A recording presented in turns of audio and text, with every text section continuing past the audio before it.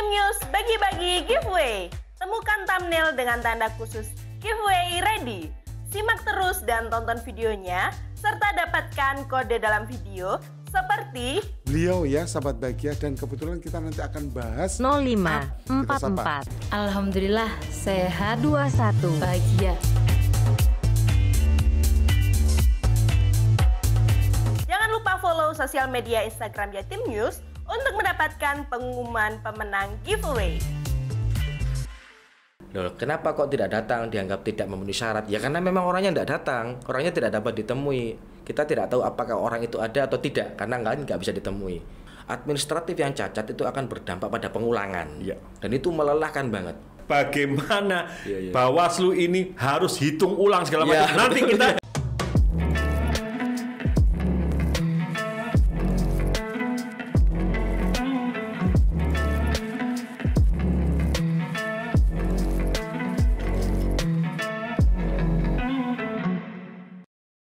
Assalamualaikum warahmatullahi wabarakatuh. Sahabatku Singkong dan Kopi, sebagaimana janji kami akan hadir kembali. Tentunya saya akan mengajak Dinda saya selaku Ketua Bawaslu Kota Surabaya, Dinda Akbar. Wakil. Sahabatku Singkong dan Kopi, saatnya memang kita, masyarakat Kota Surabaya, masyarakat Jawa Timur, dan masyarakat Indonesia semuanya bersiap-siap untuk menyongsong pemilu tahun 2024. Tentunya itu bukan tanggung jawab para penyelenggara negara. Siapa penyelenggara negara? Penyelenggara daripada pemilu. Depan saya ini KPU, Bawaslu, ada KPU, ada DKPP juga, kemudian masyarakat, dan semuanya kita, termasuk media ini, punya tanggung jawab agar pemilu itu terselenggara dengan aman, lancar, tertib, dan sesuai dengan harapan kita semua. Dan jangan lupa tentunya kualitas pemilu yang semakin baik. Langsung ini Dinda, tanpa pemanasan ini ya. Tanpa pemanasan. Karena sudah pernah ketemu kan begitu. Sudah di Singkong dan Kopi. Iya. Ya, oke. Ketika tahun 2024. Oke. Ini proses-proses di awal ini yang paling mendekati. Ada sebuah jadwal kegiatan yang harus dilakukan oleh para penyelenggara negara, penyelenggara daripada pemilu. Bawaslu terlibat nggak ketika parpol ini harus mendaftar? Saat pendaftaran parpol ya, Mas ya, Bawaslu memang terlibat aktif, melakukan pengawasan terhadap pendaftaran partai politik. Sejak mereka datang di KPU? Mereka datang di KPU. Jadi kan daftarnya kan tetap di KPU RI. Lalu dari untuk level pusat? Betul. Kita kan level kabupaten kota. Kota. Jadi data dari KPU RI, Bawaslu RI kita terima. Lalu kita pastikan di kabupaten kota ini kira-kira betul tidak partainya. Jadi kita sudah terlibat aktif pengawasan itu saat KPU melakukan perencanaan. Artinya partai itu punya tanggung jawab untuk memberikan data yang koneksinya cukup bagus. Sama. Betul. Mulai dari Dewan Pimpinan Pusat. Betul. Kemudian DPD 1, DPW atau kan begitu, atau provinsi, kemudian DPC-nya. Kabupaten kota. Kabupaten kota. Cuman kan kita punya data kan cuma kabupaten kota. Karena kan kita kewenangannya di Kota Surabaya. Jadi kita nggak punya, kalau data luar kota nggak boleh. Kan kita bukan bis luar kota. Seperti itu. Iya, sahabatku Singkong dan Kopi ini perlu ditanya sama beliau. Karena apa? Paling tidak saya akan tahu jadwal-jadwalnya sehingga bisa ngajak ngomong lagi kan. Siap. Tidak. Artinya bahwa berarti DPP memberikan SK kepada DPC atau DPD kota kabupaten. Berarti itu harus melalui juga pemeriksaan, SK dan lain sebagainya. Artinya kan korelasinya dengan KPU juga nih. Jadi kalau internal partai Pak ya. Jadi dengan KPU-nya? KPU hanya menerima dari DPP. Gitu. Jadi kalau misalkan ada konflik di internal partai, penyelenggara ya tidak ikut-ikutan. Artinya bahwa data itu yang memverifikasi adalah Bawaslu atau KPU? KPU dulu, Bawaslu melakukan pengawasan. Jadi yang nerima adalah si KPU ngecek. KPU nerima, dicek, diverifikasi. Bawaslu ngawasi. Bawaslu ngawasi. Apabila ada ketidakcocokan ketika Bawaslu merasakan, kan paling tidak kan Bawaslu juga menerima informasi dong. Katakanlah Surabaya, bahwa partai A ini pada posisi ada konflik. Kosong kurang kan begitu. Tiba-tiba muncul si A. Betul. tiba-tiba muncul si B Ya. yang notabene-nya tetangganya Mas Agil ini Ya, betul. di daerah sana. Loh kok bisa di sini kan Ya, begitu? ya. Bagaimana? Jadi itu memang yang unik ya. Unik. Dari Tapi pernah terjadi kan? pernah. Nah, ini. Bahkan teman saya juga jadi pengurus partai. Oke. Tapi enggak pernah ikutan. Iya. Begitu. Akhirnya mengejutkan kan? Iya, itu dicatat aja sama si partainya. Ya udah kalau enggak pernah ikut partai bikin aja surat pernyataan begitu. Jadi kalau misalkan ada ketidakcocokan data ketika masyarakat itu tidak pernah merasa menjadi anggota partai, mereka bisa mengadu ke Bawaslu, kita sampaikan ini orang nggak pernah jadi orang partai lo ya, jangan dimasukkan, itu yang pertama. Oke. Ketika yang kedua ada konflik di internal partai, kita kembalikan kepada partainya terlebih dahulu untuk penyelesaian lebih baik di internal partai. Kalau sampai keluar dari ruangan itu kan akhirnya jadi sengketa begitu. Iya. Sengketa ya kita yang handle. Artinya bahwa 19. Bawaslu juga punya kriteria kan, Betul. sesuai dengan Betul. aturan main, Iya, betul. sesuai dengan rule of the game-nya. Iya, betul. Bahwa kalau ketuanya nggak bener, ya kan nggak mungkin. Nggak bisa, iya. Artinya KPU tidak boleh meloloskan partai itu. Ya KPU-nya yang salah kalau meloloskan. Oke. Gitu. Kemudian kapan itu proses? Juni Juni ya. tahun ini. Juni tahun dimulai. 2000. Ada. Nah, sahabatku Singkong dan Kopi, mumpung ada beliau, Ya. proses pemilu tahun 2024 Oke. ini artinya dalam bahasa rame ing gawe, Ya. tanpa pamrih kan begitu ya? Tanpa pamrih. Oke. Sikap itu yang memang sikap gentle yang ditunggu oleh masyarakat. Betul. Akan tetapi masyarakat perlu tahu yang paling awal kegiatan. Jadi bayangannya masyarakat bukan persoalan coblosannya tangan Ya, pada saat ya. Februari kan, Ya, bukan. bukan. Tetapi ini prosesnya sudah mulai kapan sih dan Ya. apa prosesnya? Ya. Dan KPU ada di mana, Bawaslu ada di mana? Monggo silakan. Jadi tahapan itu akan dimulai bulan Juni memang. Juni tahun ini, tahun 2022 dengan launchingnya KPU. Setelah itu pendaftaran parpol sampai bulan Agustus.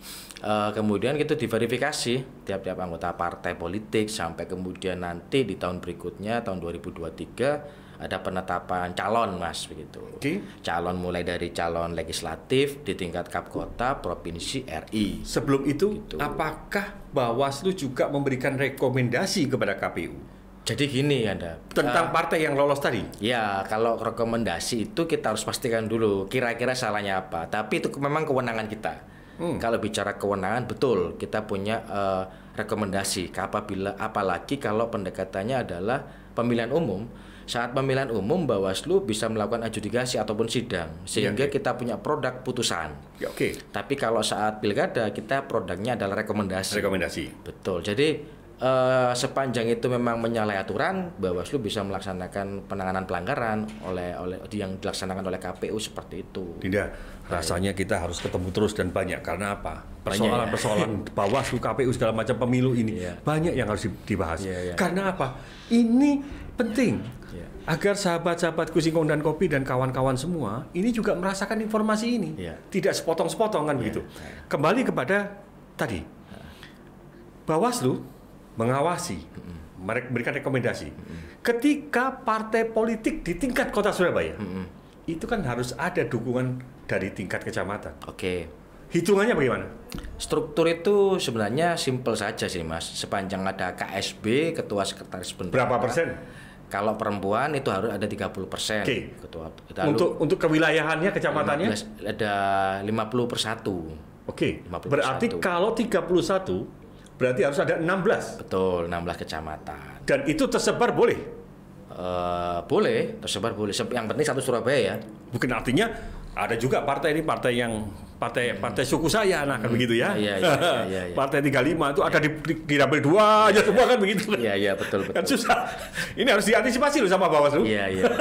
Ya saya pikir partainya sudah punya teknisnya lah. Gitu, ya, oke. Biasanya dipindah-pindah. Sepanjang itu kan sebenarnya pengurusan partai itu tidak diatur lebih detail tentang administratif kependudukan, Mas. Oke. Jadi misalkan saya bukan warga Surabaya tapi saya pengurus Surabaya itu boleh. Oke. Itu boleh dan sah sepanjang dia warga negara ya. Karena Iya. yang diatur adalah warga negara Indonesia. Iya. Jadi kalau saya adalah orang Jakarta, kebetulan saya menjadi ketua Dewan Pimpinan tingkat kota, itu diperbolehkan. Yang nggak boleh nyoblosnya. Nggak boleh kalau pilkada. Iya, kalau pilkada. pilkada. Tapi kalau pemilu tetap boleh, tapi dengan batasan surat suaranya. Surat suaranya untuk Presiden aja. presiden aja. Iya. Dan di PRRI pun nggak bisa? Nggak bisa Oke, dong. kembali. Begitu. Ini yang sangat menarik. Ketika ini ngomong begini sudah batasannya kan apa? Kita masih bahas masalah partai loh ini ya. Iya. Belum bahas yang lain. Masih ada 5-6 tahapan yang krusial. Artinya bahwa dalam waktu yang terdekat penyelenggara pemilu ini sudah harus menghadapi daripada pendaftaran partai politik. Partai politik, betul. Dimulai dari pendaftaran partai politik tingkat pusat. Iya, betul. Berapa lama ini mereka harus bergerak pendaftaran di tingkat provinsi? Kalau ini sih belum ditentukan, tapi biasanya jadwal sebelumnya itu hampir 40 hari, 1 bulan biasanya begitu. Efektifnya katakanlah 1 bulan. Iya, 1 bulan. Kemudian 1 bulan kemudian di tingkat kota kan begitu. Jadi gini Mas, itu provinsi RI dulu pusat, tingkat pusat, data di drop down ke provinsi, data di drop down ke kabupaten kota. Jadi secara serentak nih. Ya, sifatnya Kap Kota itu pengurus Kap Kota hanya menyerahkan data yang sama. Iya, Esensinya itu copy paste daripada DPP. Betul. Jadi sebenarnya tidak ada proses pendaftaran yang sangat sama kayak di DPP, enggak. Cuman seolah-olah itu memang proses yang harus dilalui, penyerahan berkasnya begitu. Tapi artinya bahwa sebenarnya yang mendaftar ini partai level nasional. Betul. Tetapi level provinsi dan level kota kabupaten harus menyerahkan dan harus diverifikasi kan begitu. Jangan sampai datanya beda. Itu kan yang repot itu. Data yang ada di sistemnya KPU Sipol ya. Sipol KPU ternyata tidak sama yang di lapangan. Itu pernah terjadi itu. Bukan, yang susah kan kalau Bawaslu-nya Agil, kemudian ketua parpolnya itu si A ngerangkep sekretaris parpol di sana. Nah, di pertanyaannya dia mengatakan supaya banyak berkatnya. Ya boleh-boleh aja, tapi harus memilih salah satu. Oke, kembali. Artinya dalam waktu terdekat 95 Bawaslu, KPU sudah disibukkan dengan pendaftaran daripada partai politik. Kemudian tahap berikutnya apa nih? Setelah partai politik itu ada pencalonan. Pencalonan, dan itu diiringi oleh pertama kali daftar pemilih. Jadi daftar pemilih ini tidak ujuk-ujuk dari DPT, Mas. Banyak panjang, mulai dari DAK 2 dari Kemendagri, dari KPU RI, kemudian kita harus coklit secara serentak, kemudian kita harus ada perbaikan dan pemutakhiran data lagi sampai nantinya penetapan DPT. Itu proses yang panjang. Kalau pencalonan mungkin 1-2 bulan itu kayaknya cukup lah di tingkatan kabupaten kota. Untuk pencalonan juga sering timbul sengketa. Kenapa saya bicara timbul sengketa? Karena sengketa itu kan cuma perbedaan perspektif tafsir. Jadi sengketa itu sebenarnya tidak ada yang salah dan benar. Sama-sama benar, tapi cara pandangnya berbeda. Betul. Kalau ada sengketa antar peserta, berarti internal partai yang bersengketa. Kalau ada sengketa antar peserta dan penyelenggara, berarti KPU sama partai. Tapi kalau Surabaya, sepanjang saya menjadi Bawaslu, beberapa kali kita menangani sengketa, itu selalu sengketa antara si KPU sama peserta. Gitu. KPU punya pendapat begini karena punya PKPU. Partai punya pendapat begini karena apa? Dia pakainya undang-undang. Lah ini memang kadang tafsirnya beda. Betul. Gitu. Indah. Kembali kepada tupoksi daripada Bawaslu. Jadi tadi sudah jelas. Apapun persoalannya, Bawaslu tidak bisa berdiri sendiri. Betul. Bawaslu harus mengikuti kalau rule of the game ataupun aturannya. Tadi sudah dikatakan bahwa ada bagaimana Kemendagri mengeluarkan aturan ini dan itu semua terproses dan semua terjadwal. Andai kata ini, kemudian ada salah satu daripada proses ini harus terhambat. Kemudian ini berakibat kepada keterlambatan yang lain. Ini menjadi tanggung jawab KPU atau Bawaslu? Sebenarnya dan sepanjang kita mengalami saat pandemi COVID-19 kemarin, kita telah melaksanakan ataupun mengalami proses penundaan pemilu kada. Pilkada. Kita mengalami penundaan pilkada selama 3 atau 4 bulan kalau tidak salah waktu itu. Ditunda bulan Maret dan diaktifkan kembali bulan Juli atau Agustus, saya lupa detailnya. Jadi kita pernah mengalami penundaan pelaksanaan pemilu kada. Dan siapa yang kemudian menjadi leading sektor saat penundaan itu tetap menjadi kewenangan KPU. Karena KPU yang memulai lonceng dan kapan di stop itu KPU. Tapi saat proses penundaan itu harus disepakati beberapa pihak. Yang pertama pasti tentu KPU, Bawaslu, DKPP, dan unsur pemerintahan, Mendagri. Kemudian ditambah lagi unsur legislatif. Karena kita KPU, Bawaslu, DKPP merupakan mitra kerja daripada Komisi 2 DPR RI, tentu Komisi 2 menjadi salah satu yang tidak bisa ditinggalkan. Mereka punya peran yang sangat penting. Jadi Komisi 2, Kementerian ataupun Mendagri, dan penyelenggara pemilu. 3 hal ini yang kemudian secara menyepakati kapan ini ditunda dan kapan ini dilanjutkan. Jadi kita kalau berkaca apa yang sudah terjadi di tahun 2020. Ya, tentunya begitu. Lain terhadap persoalan-persoalan yang force majeure kan ya. Ya, betul. Oke. Tidak. Tentunya saya jadi berpikir begini nih. Betapa banyak banget nih ya persoalan-persoalan yang harus disampaikan kepada masyarakat tentang bagaimana konflik tadi, bagaimana juga tentang bagaimana sipol tadi, bagaimana dengan partai yang harus, tapi kayaknya harus kita bicarakan tadi karena hubungannya dengan partai, bahwa persyaratan itu tertulis untuk yang apa itu? Untuk partai politik, untuk yang KTA-nya. Oh iya harus ada. Kalau nggak ada KTA kan berarti kan dia bukan orang partai. Oke, jadi berapa ini? Kayaknya masih belum aturan yang terbaru, tapi sepertinya masih lama, sama kayak dalam tahun-tahun sebelumnya. Jadi sahabatku Singkong dan Kopi, para ketua partai mikir untuk nyewa bemo nih. Jadi kalau sebenarnya verifikasi itu di kantor partai, Mas. Ya, paham. Orangnya nggak perlu datang ya, loh. Akan tetapi ketika nanti ini nggak ada ketidakcocokan kan dipanggil ini. Iya, betul. Yang bersangkutan. Iya, betul. Nah, kadang-kadang partainya kan juga nakal kan. Iya. Gitu. Jadi ini ada karena saya mantan kan begitu ya. Kita pernah punya cerita dari pimpinan kami di tingkatan RI. Salah satu sengketa proses, ada partai dia tidak loloskan di tingkat KPU karena memang orangnya tidak datang. Iya. Loh, kenapa kok tidak datang? Dianggap tidak memenuhi syarat. Ya karena memang orangnya tidak datang, orangnya tidak dapat ditemui. Kita tidak tahu apakah orang itu ada atau tidak karena nggak bisa ditemui. Ya udah ditemui aja. Rumahnya jauh, meskipun jauh apakah berapa hari? Lama Pak, 8 hari loh. Kok bisa 8 hari? Iya Pak, orangnya di Papua. Lah apa masa disalahkan? Seperti itu. Jadi memang kita kadang perlu menghitung faktor-faktor di luar yang tidak ada di aturan. Dan itu memang sengketa yang bisa memastikan ketika ada perbedaan seperti itu. Orangnya betul ada kok, orangnya benar-benar orang partai, menjadi pengurus partai.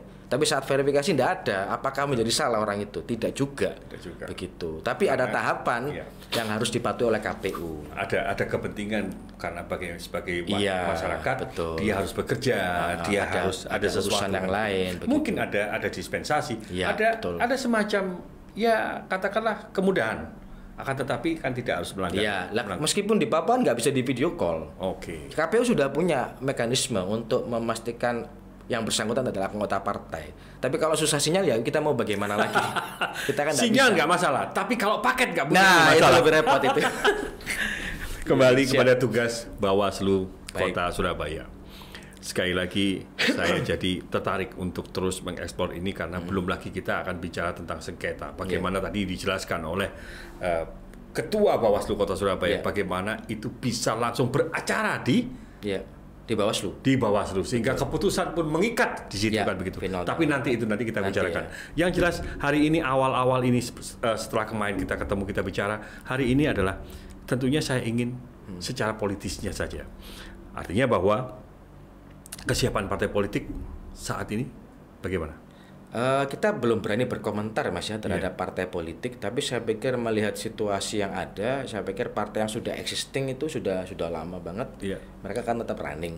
Terhadap partai-partai baru, kalau kita ini penyelenggara, kita tidak boleh berpendapat terhadap situasi terhadap apapun partai. Mereka harus store data sesuai atau tidak, secara yes or no. Ya, secara prinsip mereka kalau secara administratif terpenuhi ya kita bilang terpenuhi.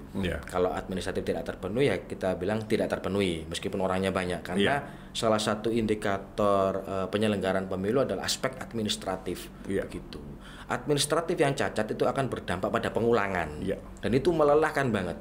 Ya, nanti kita bicarakan selanjutnya karena bagaimana Bawaslu ini harus hitung ulang segala macam. Nanti kita harus ketemu lagi tuh bicara. Sekarang bicara yang ringan tentang kesiapan Bawaslu di tahun 2024 kan begitu. Karena hitungannya sudah tinggal hitungan beberapa bulan. Berapa bulan aja kan begitu ya. Oke, kembali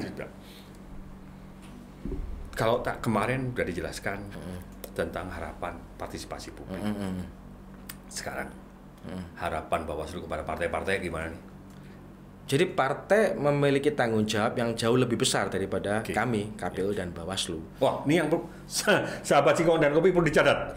Tanggung jawabnya berat partai daripada penyelenggara. Kok bisa? Karena yang membentuk penyelenggara ini juga partai sebenarnya. Meskipun lewat struktur legislatif. Betul. Legislatif muaranya tetap muara partai.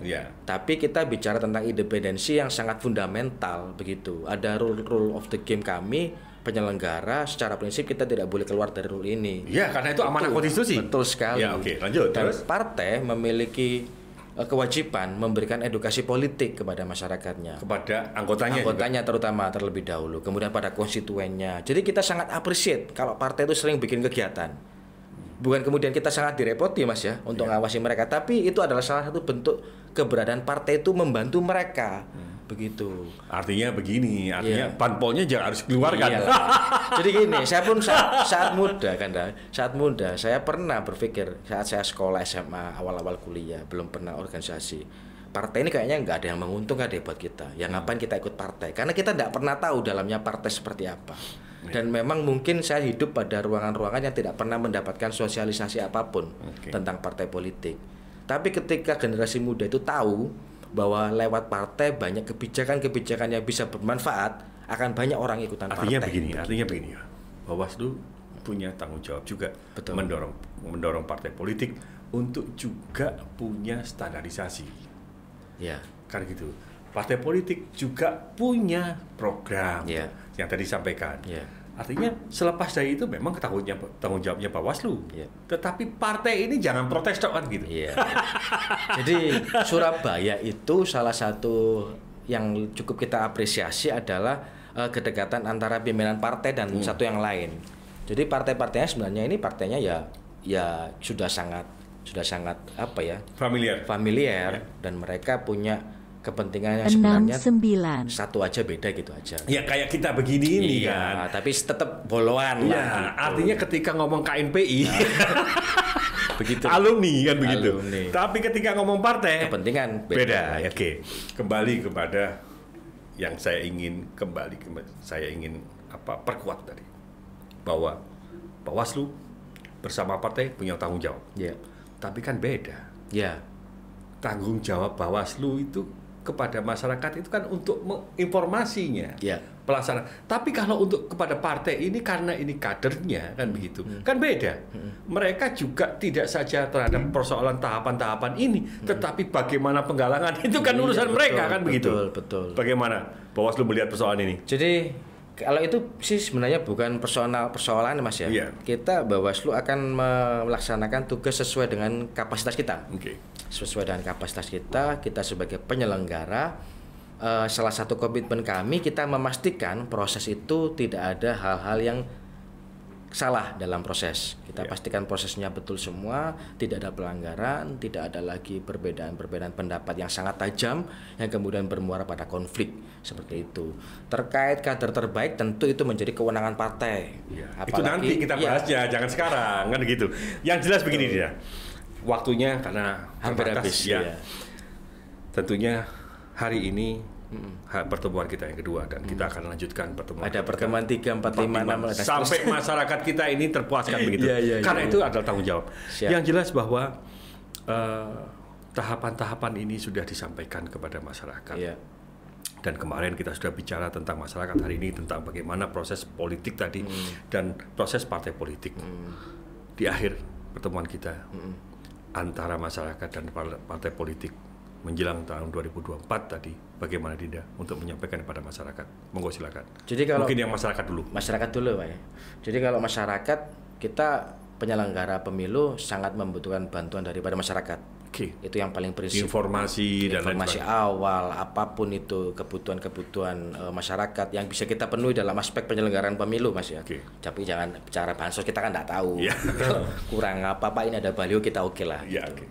Kepada partai tentu kita sangat appreciate jika partai kembali kepada ruh partai seperti dahulu, memberikan pendidikan politik seperti yang sudah dan itu lebih ditingkatkan, kita akan sangat terbantu.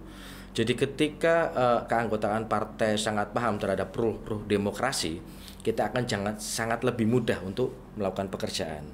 Jadi Bawaslu itu ibaratnya lebih mudah ketika partainya sangat condong dominan, mempengaruhi masyarakat, mempengaruhi kebijakan, kita akan sangat terbantu. Tetapi harus ada konsekuensinya, bahwa partai juga punya tanggung jawab agar aturan-aturan main dalam penyelenggaraan pemilu disampaikan. Disampaikan. Betul yang fair sekali. gitu loh partai ini kan betul begitu. Sekali. Mumpung saya sekarang bukan di luar partai. Tapi saya pikir semua partai selalu begitu kan. Iya. Mereka selalu menyampaikan. Iya. Ya mungkin ya kalau kita bicara aktor dan oknum, saya pikir itu hal-hal yang tidak terlalu signifikan lah. Iya. Partainya tetap pasti saya pikir Hari sama. ini tidak, kita ini stressing bukan antara Bawaslu dengan KPU apa dengan partai berapa tidak. Iya. Saya hanya ingin mendorong sahabatku Singkong dan Kopi, partai ini ngerti gitu loh. Iya. Artinya bahwa jangan mencari suara saja, tetapi jangan juga mencari simpati, tapi tanggung jawablah. Karena kalau menurut saya, ketika ada konflik kepentingan pada persoalan penyelenggaraan pemilu, ketika kader-kadernya cerdas, ini enak diajak ngomong gitu. Betul. Nggak engkel-engkelan gitu, nggak pokoknya kan begitu. Iya. Statement terakhir monggo, closing statement monggo silakan. Baik, jadi begini, sepanjang yang kita ketahui, Kota Surabaya adalah kota yang masyarakat intelijensinya tinggi. Hampir tidak ada konflik yang sangat mendasar, mungkin ya kertaan saja, dan kedewasaan berpolitik di internal partai itu sangat kita hargai. Jadi setelah kita mengalami proses pilkada dengan dinamika yang begitu banyak, partai politik ternyata memberikan banyak pemahaman kepada kadernya. Ya buktinya tidak ada hal yang sangat signifikan bicara konflik. Ya oke lah saat proses mereka mungkin sedikit gesekan dan seterusnya. Tapi tidak ada apa-apa pasca ditetapkan wali kota. Itu salah satu indikator kedewasaan berpolitik di Surabaya. Itu yang perlu kita jaga bersama. Tentu menjadi tugas kami juga. Yang penting tidak ada konflik yang, mohon maaf tanda kutip, sampai timbul beberapa hal yang tidak kita inginkan. Itu salah satu yang lebih fundamen. Mengganti ideologi, kita juga tidak pernah sepakat Thomas begitu, karena Indonesia kebinakaan, karena Indonesia adalah negara kesatuan Republik Indonesia. Jangan sampai hal yang lebih fundamen itu tergeserkan hanya gara-gara kontestasi politik. Itu yang kita sangat kedepankan seperti itu. Jadi terima kasih kita diundang, itu juga salah satunya kita punya kesempatan untuk menyampaikan kepada publik bahwa Bawaslu itu ada, gak cuma KPU. Jadi kalau orang tahu itu pemilu itu apa? Pemilu KPU itu lalu Bawaslu honorek gitu lah sekiranya seperti itu. Itu mungkin cukup dari saya. Terima kasih. Terima kasih. Dan terima kasih sahabatku Singkong dan Kopi. Harapan kami bahwa ngobrol di Singkong dan Kopi, ngobrol santai tapi bermanfaat, dan ngobrol ini juga ingin memberikan sebuah wacana, memberikan pelajaran, memberikan pengetahuan, serta memberikan informasi, bukan hoax. Betul. Kepada masyarakat, khususnya masyarakat Kota Surabaya yang sebentar lagi kita akan menghadapi pemilu tahun 2024. Kemarin kita sudah menjelaskan bagaimana kawan-kawan partisipasi segala macam. Hari ini apa yang sudah dimulai dan tanggal-tanggalnya dan tahapannya sudah dimulai. Partai politik insya Allah ke depan kita akan bicara lebih mendalam lagi agar masyarakat juga akan bisa lebih menikmati kan begitu. Jadi masyarakat jangan takut, tapi masyarakat lebih menikmati. Termasuk juga beliau berjanji untuk menghadirkan 31 daripada kecamatan-kecamatan untuk podcast kan begitu. Biarkanlah mereka berekspresi kan begitu. Karena Surabaya harus berbeda dengan yang lain. Surabaya ketika pemilu harus punya ciri khas, tetapi yang positif. Terima kasih semuanya. Wassalamualaikum warahmatullahi wabarakatuh. Salam Singkong dan Kopi yang kemarin.